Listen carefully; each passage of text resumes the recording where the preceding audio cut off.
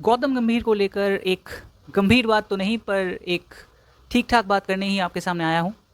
और बात ये है कि ऐसा हो सकता है कि हम में से बहुत सारे लोग उन्हें पसंद ना करते हो, बहुत सारे भारतीय फैंस उन्हें पसंद ना करते हो, पर गौतम गंभीर में कुछ तो अलग है।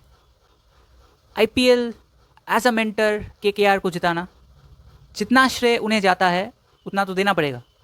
पर बात ये नहीं है कि कितना श्रेय उन्हें जाता है कितना नहीं, बात ये है कि उनके होने से कुछ तो परिवर्तन हुई थी उस केकेआर स्क्वाड में, जिससे कि बात बनी। 2024 की बात कर रहा हूँ। गौतम गंभीर की जो आलोचना होती रहती है, विशेषतर जब वो कोच बने उसके बाद, वो निंदनीय तो नहीं है, पर इतना अवश्य कह सकते हैं कि गौतम गंभीर को जितनी आलोचना की जाती है उतना प्रशंसा नहीं मिलती। उन्होंने एक रवैया अपनाया, एक चलने का तरीका अपनाया, जिसके बदौलत भारतीय टीम आगे बढ़ रही है। अब इसमें समस्या आ सकती है, हार जीत दोनों का सामना हमें करना पड़ सकता है, भारतीय टीम को करनी पड़ सकती है, ये सब चलता रहता है।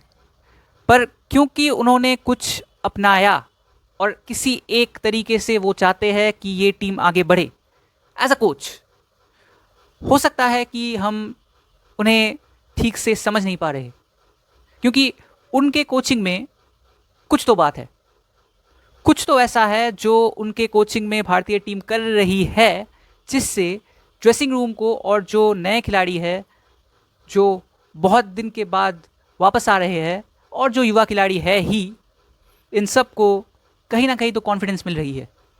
देखिए, एजबैस्टन में ये जो जीत मिली, ये तब जाकर मिली जब आपके पास एक स्ट्राइक गेंदबाज, आपके प्रमुख गेंदबाज अवेलेबल नहीं रहे। तब जाकर मिली जब मिडिल ऑर्डर में क्वेश्चन मार्क्स आए, किसी स्पिनर को खिलाने की बात आई, किसी सीमर को खिलाने की बात आई, किसी लेफ्ट आर्म पेसर को खिलाने की बात आई, बहुत कुछ हुई और सब कुछ वर्दी है, एक डिस्कशन के वर्दी है, एक डिबेट के वर्दी है। पर जो गौतम गंभीर ने सोचा पहले और जो उन्होंने टीम के साथ डिस्कस किया होगा, वो इम्प्लीमेंट तो हुआ, और होने के बाद आज आप देख सकते हैं किन्हें लेकर हमें कितनी सुविधा हुई। एक बात यहाँ पे कहना बनता है कि जब आप भारतीय टीम के कोच बनते हैं, प्रेशर आप पे रहेगी ही रहेगी, भले ही आप रवि शास्त्री हो या राहुल द्रविड़ हो या गौतम गंभीर हो। पर गौतम गंभीर के आने से कुछ कुछ दृष्टिमान बातें हमें देखने को मिल रही है, तो इसको हम ओवरलुक नहीं कर सकते। ये एजबैस्टन की जीत एक बहुत बड़ा प्रमाण है। जो टीम मैनेजमेंट ने डिसाइड किया कि भाई हम इंग्लैंड को आउट बैट कर देंगे, ये भी गौतम गंभीर से जुड़ा हुआ हो सकता है। ये गौतम गंभीर का एक डिसीजन हो सकता है जो शुभमन गिल ने अग्री किया। पर इसके साथ हमने बहुत कुछ कह दिया होगा, हमने बहुत कुछ सोच भी लिया होगा, और वो सोच भी बनता है।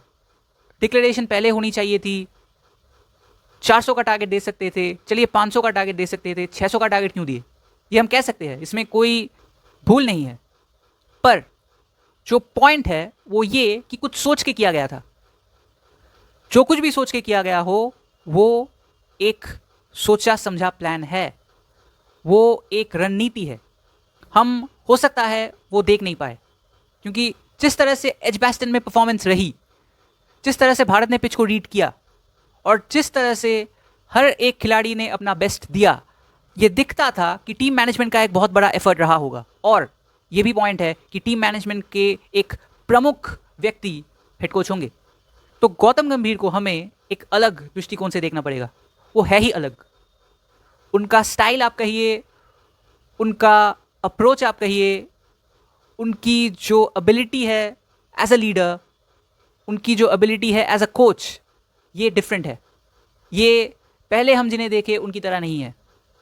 हमें जो भी लगता होगा कि भाई ये सिलेक्शन जो चल रहा है, ये जो डिसीजन मेकिंग चल रही है, यहाँ पे थोड़ा इधर का उधर हो रहा है, पर अंत में जाके एक सेंसिबल अप्रोच के साथ कभी कभी थोड़ा हट के कुछ ना कुछ किया जा रहा है, और इसमें गौतम गंभीर का एक बहुत बड़ा हाथ है।